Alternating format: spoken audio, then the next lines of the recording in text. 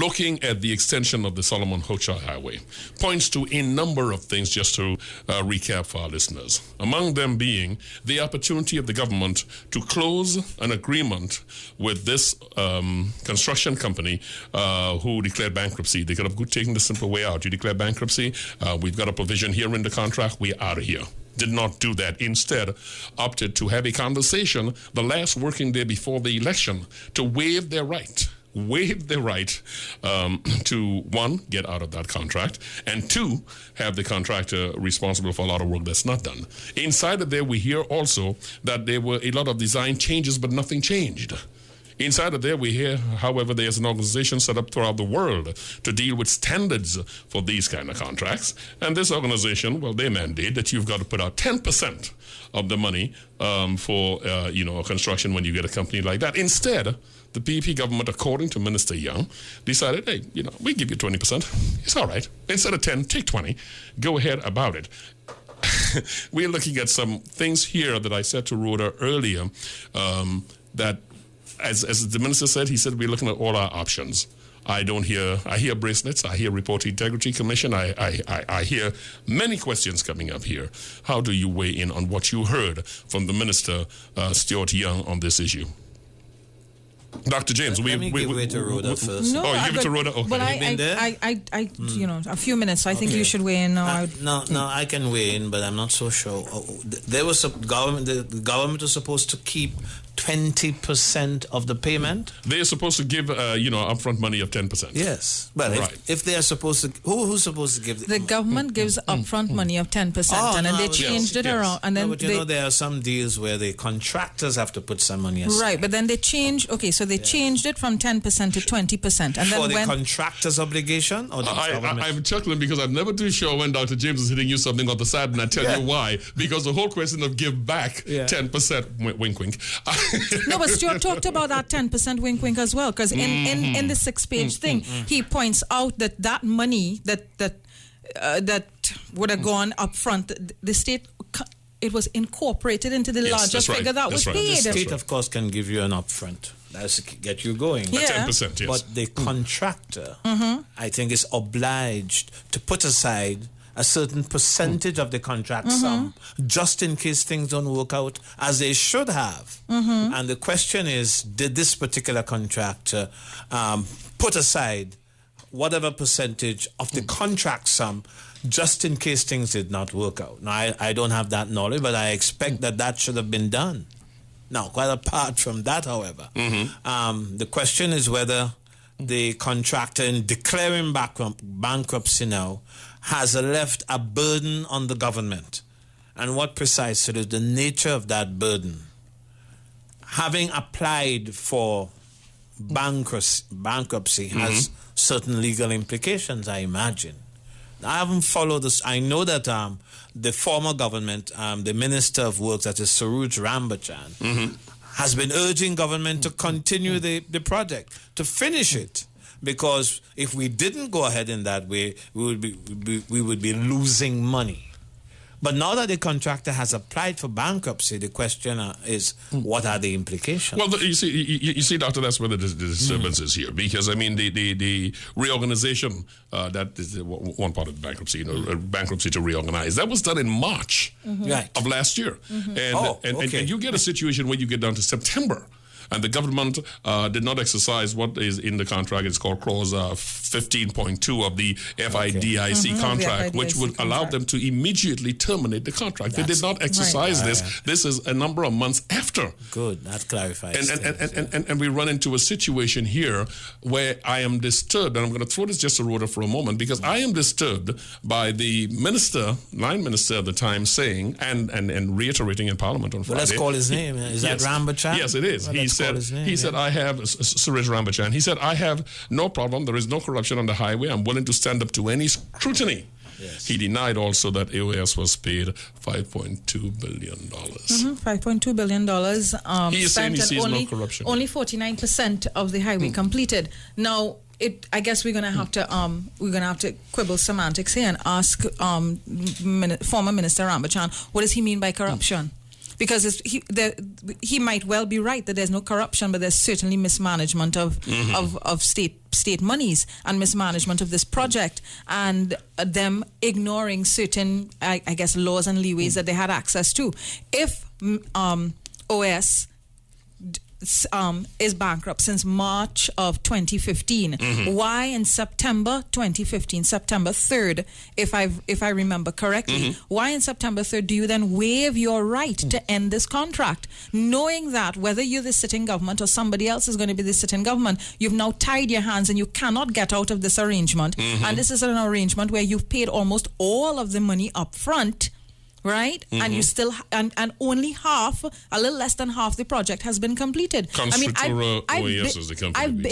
been to South Trinidad twice this week, right, heading down those highways, and the amount of work that has not been done blows your mind. Well, there is just one part of this, you see, and I don't have to be involved or be in the ministry of anyone just to ask this question, and I'm sure you both would be as chagrined as I am.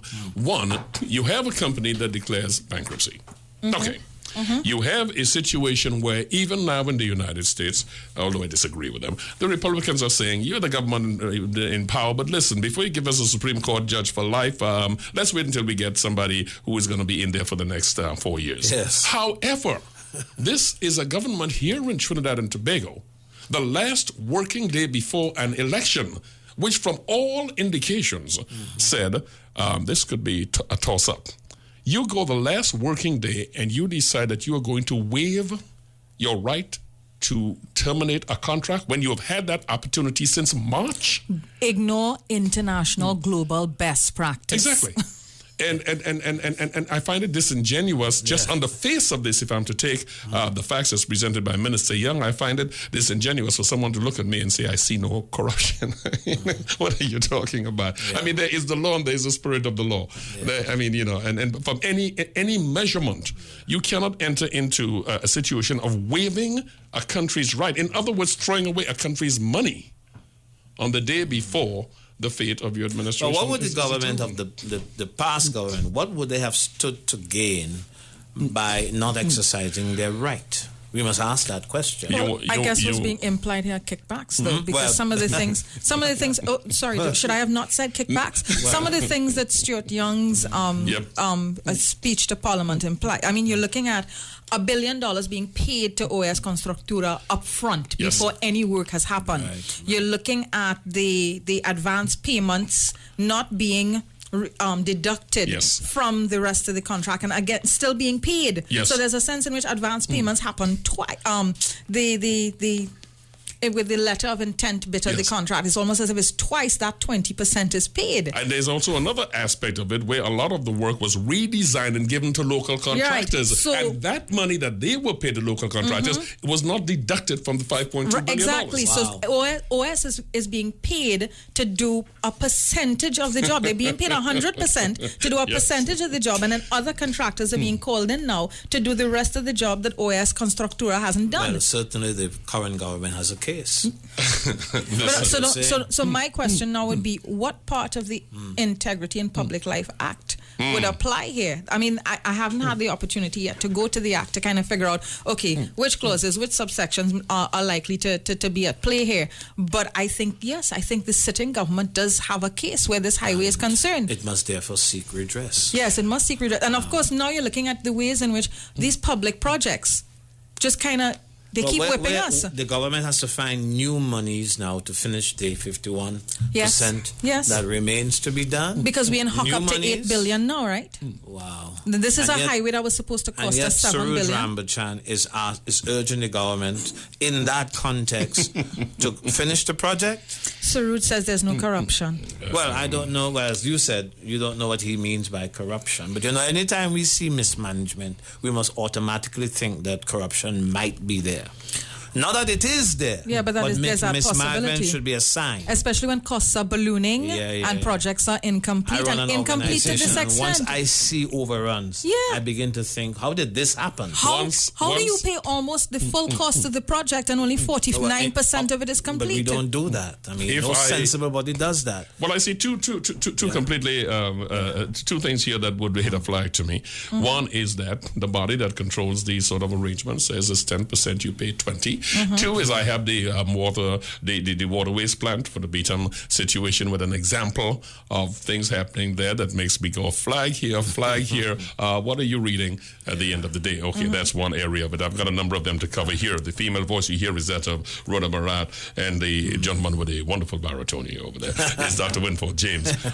Let's get into another area. Now, before you go there, I'm sorry. Just to say this, that all projects of worth have a project manager. The client has a project manager. Right. So NIDCO. NIDCO, yes. Yes. What we must question what their role has been in this, because they must have questions to answer, because they are paid something to manage the project. And the question of drawdowns on a loan or on a payment scheme falls within their portfolio. So the chairman would have been Carson Charles at that point in time. Pertinent observation. So Carson Charles has questions. Carson Charles has questions to answer, but I'm not going to just lay this at his feet alone, because you see the cabinet would have had to take decisions based on this highway, especially the Minister of Finance, because this is money coming directly. But the cabinet cannot do all things. No, the cabinet cannot do all things. So I guess what I'm trying to establish here is that this is a situation where you've got multiple employees of the state having to come together to make this decision. Right. This decision ain't happened by one person, in the dead of night somewhere. No. So this is NIDCO. This would be the cabinet and, of course, the Minister of Finance directly, because this is money coming directly out of the Treasury. But eventually it reduces to an agent or an agency being responsible for the conduct of the contractor. You've got to keep the contractor on his toes. And the question is, to what extent, how effectively did NIDCO, realize its function in that regard? I don't mean to trivialize this at all, but it's for sure somebody was kept on their toes running out of the bank. It is 25 minutes after 11 o'clock. Economist Roger Hossain has said that one measure which government could deal with as a possible economic crisis solution is looking for university graduates who benefit from government's assistance. That is a GATE program, saying they should pay government at least part of the expenses when they are gainfully employed. He is saying that's one of the ways of the government can tackle the economic problem we have. So what do you think? I'm going to give way to Winford on this, because I think I've got a conflict of interest here.